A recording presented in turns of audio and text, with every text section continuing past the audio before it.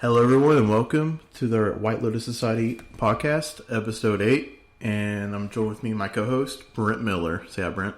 How's it going, everybody? All right, guys. So we got Ikora just come out. We got the spoiler. It hasn't come out yet, but the spoilers are up and everything like that. And we went over our favorite cards from it. And really, we haven't really seen the standard format yet, the shape ups or anything like that. But I really like the Garuda ramp decks.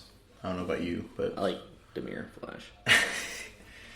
I'm personally a fan of the Typhoon card, so I'll probably be playing Jeskai Control if I'm going to be playing Standard, and I don't know. Yeah, I don't know how Standard's going to shape up, really.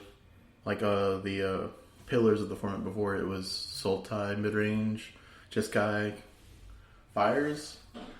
I don't really know if those decks are going to still stay on track to be the number one decks or anything like that. So we're gonna continue our little series of how to get better at Magic. By last week, if you missed our podcasts are now on iTunes, and if you missed that, just go over to iTunes and listen to episode 7, where we went over the archetypes.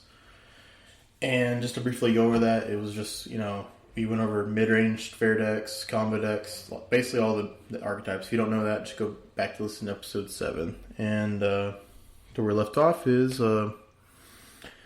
so when you're getting better at Magic and you want to play your game better, I like to think of Magic similar to games like football, chess, soccer, and baseball, where you can actually study films and go back to watch, matches of Magic. Yeah. And see what the pros do and see what choices they make and try to emulate it in your own way. Like, even reading up on some of their blog posts, I guess. Yeah, on why they chose certain cards over other cards. Mm-hmm. Because all decks generally have some flex positions. Yeah, like flex slots. Yeah, and those flex positions are going to be what your local meta game is. Yeah, or what you're expecting to see. So those spots could, vary, and a lot of pros I know like to give their take on what cards could fit in those slots for other meta decks. Yeah, also, if you're picking up on a new deck or anything like that, just searching your deck on YouTube. Like, if you're playing Dimir Inverter, for example, and you type in Dimir Inverter on your laptop, what's going to pop up is probably some Star City matches, like Peter Ingram, he's really good with the deck, or Reed Duke. And just watch them play the deck, and you can learn a lot just what they're doing with their sequencing, turn 1, turn 2 plays, and stuff like that. You can learn a lot from watching other players play. And especially with those guys, they give a lot of commentary on why they're doing certain plays. Especially Reed Duke. He'll be in his streams all the time, and he'll sit there and do the Reed pose where he's just thinking about his play, and then he'll explain what he's about to do, and it's great for learning and stuff like that. And he always gives a thorough explanation on why he's doing certain play. Yeah, and that's the same way with Nikachu as well, for anybody who wants to get into Merfolk. Yeah. I also Huey Jensen. He explains his play a lot too. I like watching him. I like watching Jim Davis too. Mm-hmm. He's been posting a bronze to a mythic thing Unlimited. He explains every pick, why did he choose this and certain things. And yeah, I like watching pros actually do that because it gives me insight on what they think. Mm-hmm. And yeah, so just watching pro players play your deck that you want to play. Like Dimir Inverter, I know everyone right now and their dog wants to play Dimir Inverter and Pioneer because it's the number one deck. So what you need to do is just watch videos about it and try to get better at it. Even playing a sub mini game of pausing the video and trying to predict what the player's about to do and seeing if they come up with a different line. Yeah. And yeah, so also, knowing your deck is key. What do I mean about this? So you pick up Amulet Titan, your first tournament F&M with it, and you just don't look at it at all or anything like that, and you just play it, and you go for it, and then you blame the deck. Yeah. Well, really what happened was you didn't take the time and effort to actually try to goldfish your deck or know certain play sequences, and you just didn't take the time to, when you play a Primeval Titan, to like know what your search targets are and stuff like that. Your bunch of one-of cards, you know, your Bajuka Bog, Slayer Stronghold, stuff like that. And you really can't pick up a deck as complicated as Amulet Titan is and expect to like do wonderful with it. Like if you're Reduke caliber level, you could probably do it, but I would highly recommend just knowing your deck. And how do you do this is, you know, just take the time out of your day and, you know, goldfish by yourself sometimes, or even just looking through your deck. Yeah, or even getting like a friend. Like I know at the college for a while we had our own gauntlet. Yeah. So we proxied up a gauntlet and we would just, oh, we need to get better because there's a, you know, PVTQ coming up.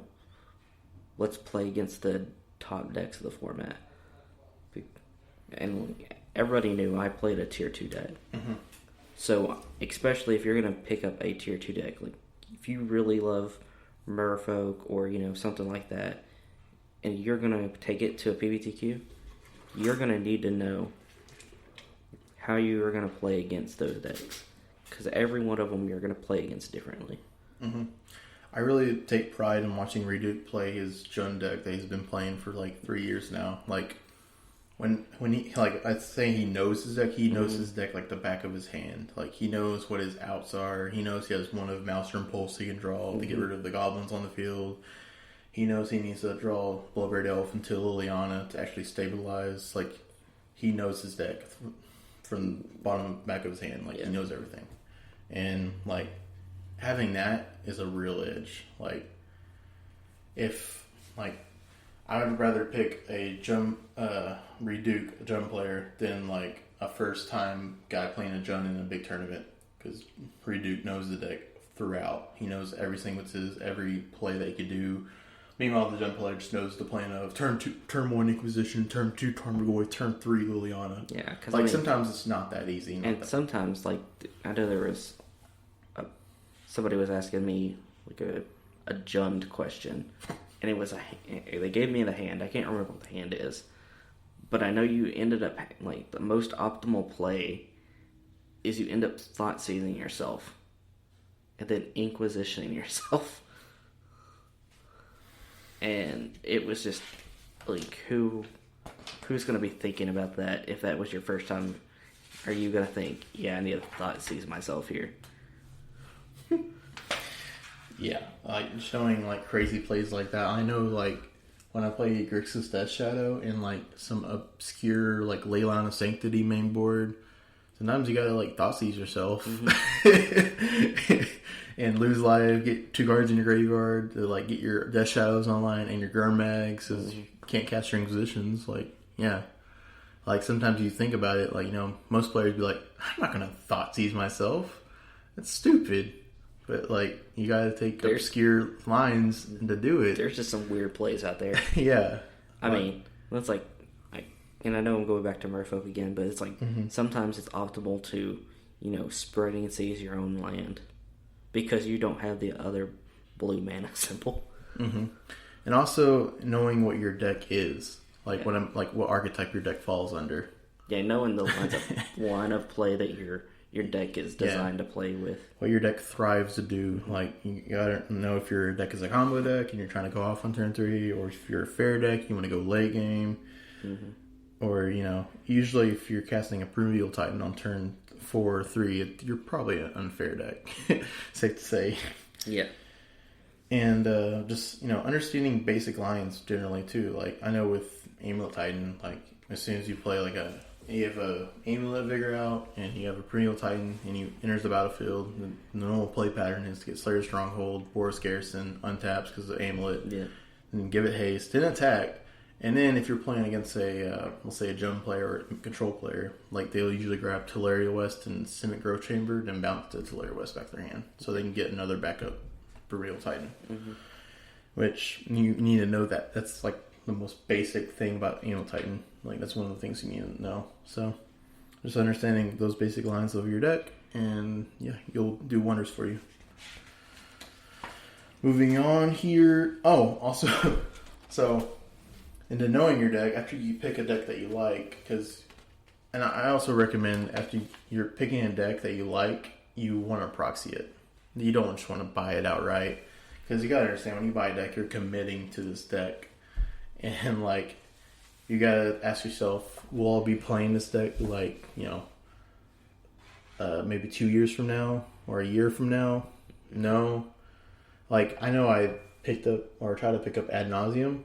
I just couldn't do it. Like, I proxied it and play tested with it. It's the same thing. You're casting your Ad Nauseams and you're like getting your Lightning Storms. Oh, hey. It does the same thing over and over again, but like, I know people are like, well, it's like Storm. Like, well, Storm is like, you can be creative with the Grape Shot sometimes. Reman your Grape Shot, or just, naturally drawing your 2 Grape Shots. Yeah.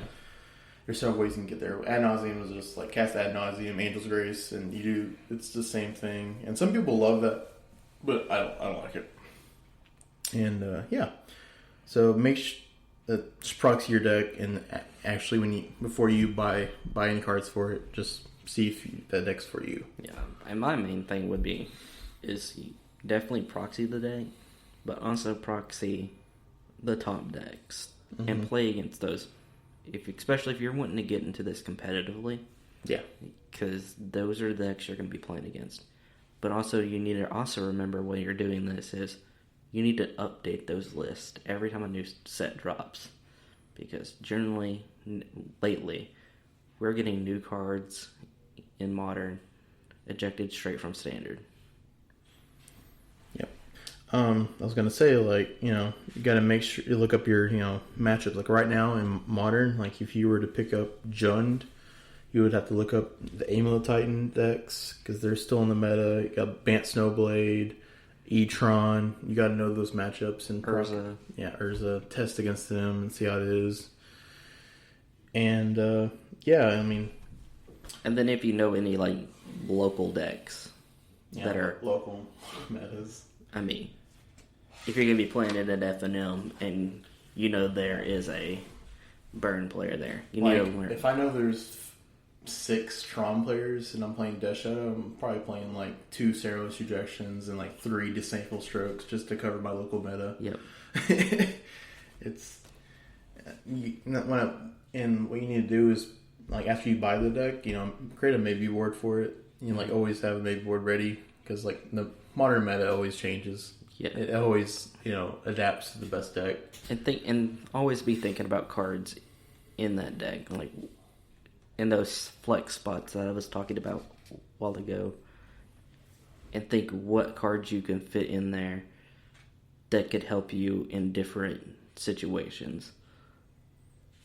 And also, like I would take a time and like knowing your format too. Like, look up Bant Snowblade players and watch them play their deck, or actually play Bant Snowblade and see what they do. Well, it's like the best way to actually, I feel like, to learn a deck is to play it yourself. Mm-hmm.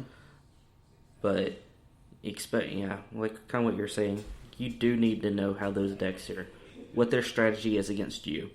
And the best way to learn that is you play the deck, have somebody else, or you just goldfish it and think about if they were playing against you, what they would be doing optimally to target you. Every time I play a player, I'll be like, all right, so what did you sideboard against me? And just, like, if they're open about it, it's great. If they're not, then cool.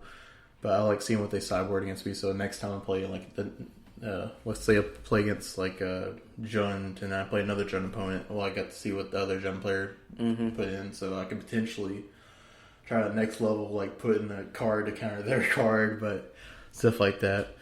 So we're going to get away from this topic, and we're going to another topic is don't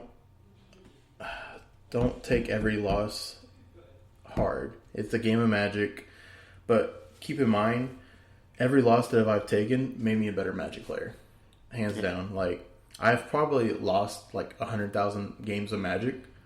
But in those 100,000 losses, it's probably made me like 1,000 times better. Well, it's like you can learn from the losses a lot better than you can learn from a win. Yeah, I actually would rather lose so I can, gain, because I know I'm not the best Magic player. Like, well, the thing about winning is if you won,